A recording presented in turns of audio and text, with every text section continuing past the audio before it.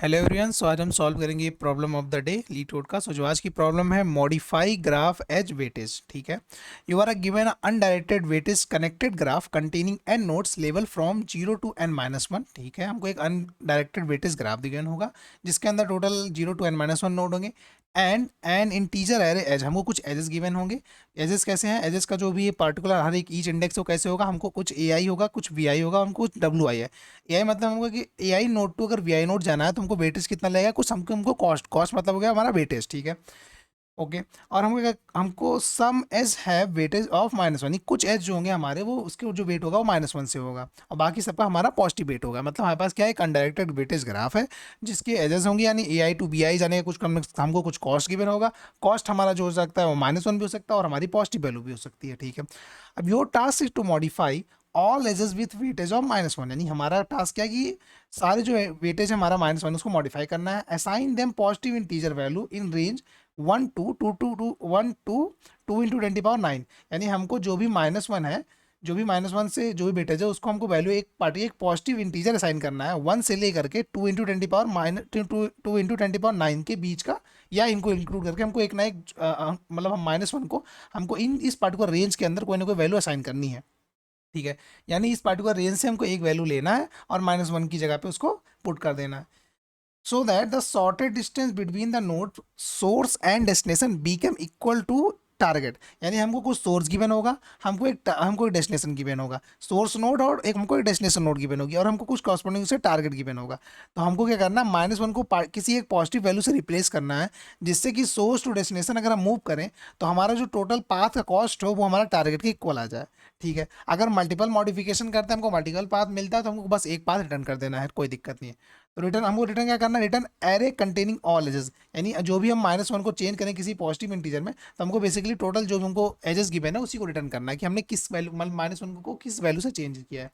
ठीक है, तो हमको क्वेश्चन तो समझ में आ गया। एक अनडायरेक्टेड ग्राफ होगा, उसके अंदर हमारे कुछ वेटेज गिवन होंगे, मतलब नोड के साथ हमारे कुछ वेटेज गिवन होंगे। वेटेज जो हमारा वेट हमारा जो है वो -1 होगा या तो कोई पॉजिटिव वैल्यू होगी। अगर -1 है तो हम हमारा पाथ हमारा गोल क्या है बेसिकली कि हमको सोर्स टू डेस्टिनेशन मूव करना है और हमको सोर्स टू डेस्टिनेशन मूव करके -1 को कुछ इस प्रकार मतलब कुछ इस वैल्यू से चेंज करना है जिससे उनका जो कॉस्ट हो पाथ का वो हमारा क्या हो जाए, टारगेट के इक्वल आ जाए, यानी कि हमको टारगेट भी गिवन होगा। ठीक है, अब कंस्टेंट की बात कर लें तो हमारा एन जो है 100 है, यानी हमारा जो नंबर ऑफ नोट्स है वो ज़्यादा नहीं है, तो हम यानी इसमें थोड़ा सा कॉम्प्लेक्स अप्रोच सोच सकते हैं, कोई दिक्कत नहीं है।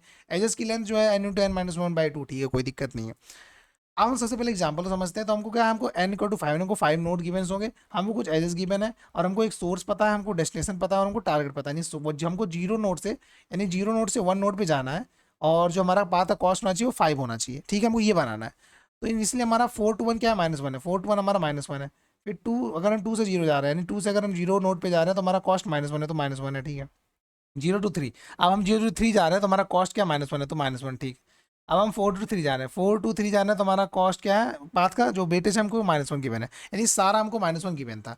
तो अब हमको सोर्स यानी 0 to 1 जाना था, हमको 0 to 1 जाना था, तो हम ऑब्वियस सी बात है ये पाथ फॉलो करेंगे और क्योंकि यहाँ से तो हम जा ही नहीं सकते। ठीक है, तो हम क्या करेंगे, 0 to यहाँ पे गए तो हमने क्या किया, 0 to 3 को हमने 3 में कन्वर्ट कर दिया, 3 to 4 को हमने 1 में कन्वर्ट कर दिया, 4 को मतलब जो भी हमारा -1 वैल्यू था उसको किस रेंज में हमको रिप्लेस करना है, 1 to 2 × 10⁹ के बीच में वो कोई भी इंटीजर से रिप्लेस कर सकते हैं।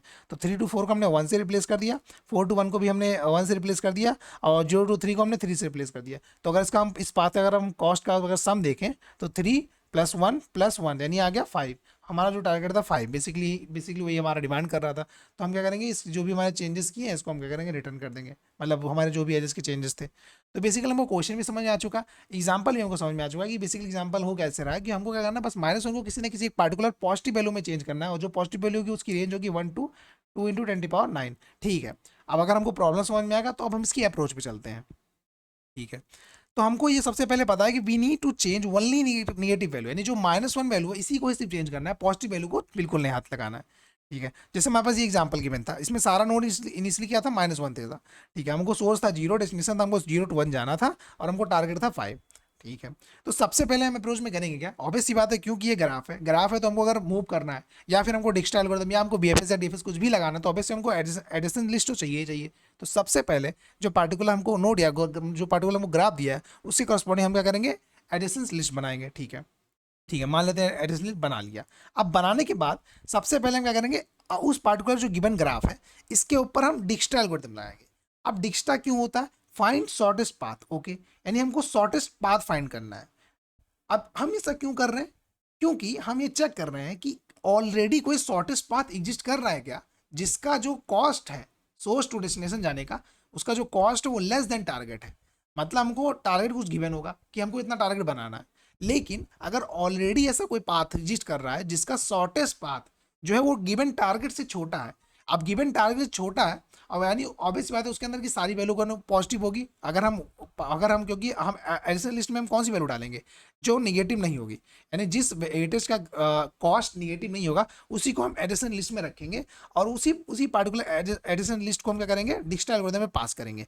तो अगर हम डिक्स्टा एल्गोरिथम पे अगर हम उस पार्टिकुलर ग्राफ पे डिक्स्टा एल्गोरिथम लगा रहे हैं, और हमको अगर ऐसा कोई पाथ मिल गया है जिसका जो मतलब हमको ऐसा कोई पाथ मिल गया जो सोर्स टू डेस्टिनेशन जा रहा है, और उसका जो क्या कहते हैं टारगेट, यानी जो उसका कॉस्ट आ रहा है सोर्स टू डेस्टिनेशन वो लेस देन है टारगेट के, इसका मतलब ऐसा कोई हम पॉसिबल है, हम ऐसा कोई पाथ ही नहीं बना सकते जिसका जो पाथ का कॉस्ट हो वो टारगेट के इक्वल हो। क्यों? क्योंकि ऑलरेडी भाई हमारे पास एक पाथ एग्जिस्ट कर रहा है जिसका कॉस्ट जो है वो टारगेट से छोटा है, नहीं जो उसका कॉस्ट है वो टारगेट से छोटा है। तो ऑब्वियस सी बात है हम कुछ भी कर लें, क्योंकि हम सिर्फ -1 वैल्यू को चेंज कर सकते हैं। तो अगर हम कुछ भी कर लें माइनस बाकी अदर -1 को, हम इस पार्टिकुलर पाथ का कॉस्ट को चेंज नहीं कर सकते ना। ये पॉसिबल ही नहीं है कि हम उसके कॉस्ट को टारगेट के इक्वल कर लें। यानी डिजिटल एल्गोरिथम लगाने के बाद अगर इनिशियल डिस्टेंस जो है, इनिशियल डिस्टेंस अगर अगर इनिशियल डिस्टेंस लेस देन हो गई टारगेट के, यानी कोई ना कोई पाथ ऑलरेडी एग्जिस्ट कर रहा है जिसका जो मिनिमम यानी शॉर्टेस्ट पाथ का जो कॉस्ट है वो लेस देन गिवन टारगेट के है, तो मतलब ऑब्वियस सी बात है हम कभी कितना भी कुछ चेंज कर लें ग्राफ में, हम कभी भी उसका जो कॉस्ट है वो टारगेट के इक्वल नहीं कर सकते, क्योंकि हम चेंज सिर्फ -1 को कर सकते हैं, लेकिन हमारे पास एक ऑलरेडी नॉन निगेटिव वैल्यू का पाथ है जो कि जिसका जो शॉर्टेस्ट पाथ आ रहा है वो लेस देन है गिवन टारगेट के, तो यानी हम रिटर्न कर देंगे, क्या करते हैं, एम्प्टी एरे रिटर्न कर देंगे। ऑब्वियस सी बात है, क्योंकि हम कुछ भी कर लें, कोई भी ऑपरेशन परफॉर्म कर लें, हम कभी भी गिवन टारगेट इक्वल तो शॉर्टेस्ट पाथ को नहीं कर सकते, क्योंकि हमारे पास ऑलरेडी कोई शॉर्टेस्ट पाथ है जिसका कॉस्ट जो है वो लेस देन है टारगेट के। और क्योंकि हम सिर्फ निगेटिव वैल्यू को चेंजेस कर सकते हैं, तो जो भी हमारा वो पार्टिकुलर पाथ होगा उसके अंदर नॉन निगेटिव वैल्यू होगी, क्योंकि हमारे एडिशनल लिस्ट में तो हम नॉन निगेटिव वैल्यू पुश कर रहे हैं जिसका मतलब जिसके वेटेज का जो कॉस्ट नॉन निगेटिव है। ठीक है, तो हमको ये केस में समझ में आया कि जब हम एडिशनल लिस्ट बना लेंगे उसके बाद हम पार्टिकुलर ग्राफ पे क्या कहते हैं, जो भी हमारा ग्राफ है उसको डिजिटल एल्गोरिथम लगाएंगे। अगर हमको कोई इनिशियल लिस्ट, अगर कोई ऐसा पाथ मिल जाता है जो कि लेस देन हमारा टारगेट है, यानी इनिशियल डिस्टेंस का जो कॉस्ट है अगर वो लेस देन गिवन टारगेट के है, तो हमको रिटर्न करना है एम्प्टी एरे, क्योंकि हम कितना भी ऑपरेशन परफॉर्म कर लें, हम कभी भी जो हमारा शॉर्टेस्ट पाथ है, यानी शॉर्टेस्ट पाथ का जो कॉस्ट है वो कभी भी हम टारगेट इक्वल नहीं कर सकते, क्योंकि ऑलरेडी हमारे पास एक शॉर्टेस्ट पाथ का मतलब शॉर्टेस्ट पाथ का कॉस्ट है जो कि टारगेट से छोटा है। ठीक है, हमको ये केस तो समझ में आ गया। जैसे अब इसको एग्जाम्पल समझा देता हूँ, जैसे हमारे पास 4 2 3 है, ठीक है, इसमें हमको कुछ कनेक्टेड ग्राफ है, जैसे 4 2 3 जाने का हमारे पास जो हमारा वेटेज है 1 है, 4 2 2 जाने का हमारे पास 1 है, और 2 2 3 जाने का हमारे पास -1 है। ठीक है, अब हमको 2 2 3 जाना है, ठीक है, 2 2 3 हमको मूव करना है, हमको टारगेट गिवन है 8। ठीक है, अब हमारे पास ऑलरेडी एक शॉर्टेस्ट पाथ है 2 2 3 जाने का, क्या है वो, उसका कॉस्ट 2 है, तो हम कितना अब हम लेट सपोज मैं इसको चेंज कर देता हूँ और इसको मैं 8 कर देता हूँ, क्योंकि हमारा टारगेट क्या है 8 हमको, क्योंकि हमको सोर्स टू डेस्टिनेशन 8 बनाना है। ठीक है, 2 2 3 मैंने क्या किया, उसको 8 बना दिया। अब मैंने क्या किया, -1 को कट किया और मैंने इसको कर दिया 8। अब हमारे पास क्या बन गया कि 2 2 3 जाने का कॉस्ट हमारे पास 8 बन गया, लेकिन क्या ये शॉर्टेस्ट है? क्या ये शॉर्टेस्ट है? नहीं, शॉर्टेस्ट तो हमारे पास अदर है, तो ऑब्वियस सी बात है, यानी शॉर्टेस्ट हमारे पास ये क्या है, 2 है, 8 तो है नहीं, तो यानी हम कुछ भी कर लें सोर्स टू डेस्टिनेशन जाने के लिए हमारा जो शॉर्टेस्ट पाथ का कॉस्ट वो तो 2 ही रहेगा, 8 तो नहीं बना सकते। ठीक है, तो इसीलिए हमने क्या किया, रिटर्न इम्प्टी कर दिया। ठीक है, अब हमको ये केस तो समझ में आ गया।